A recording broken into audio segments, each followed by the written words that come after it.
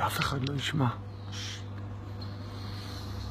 כמה אנרגיה אנחנו משקיעים בחיים האלה כדי לשמור, כדי להחביא את כל המחשבות הכמוסות שלנו, את הרגשות שלנו. כי איך זה יתקבל? מה יגידו? וכולם סביבנו נראים כאלה מסודרים, חכמים, מתיקים שלהם, עם החולצות המכופתרות בדרך לעבודה, בטח בהייטק. אצלו הכל מסודר.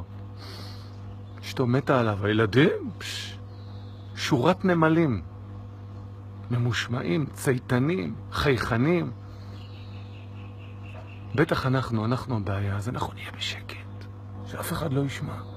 שלא ידעו שבפנים אנחנו כאלה רקובים, כאלה לא טובים, כאלה שרוטים. שקט.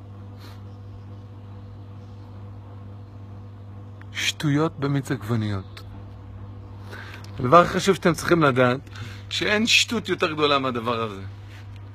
אין אדם, במשך 20 שנה של קריירה למדתי דבר אחד, אין אדם אחד בעולם הזה שהוא פטור. פטור מהכאב, פטור מהסריטות, פטור מלהרגיש לא מספיק טוב. אין אדם אחד כזה, לא אני, לא אף אחד אחר שאתם מכירים. אז מה הפתרון?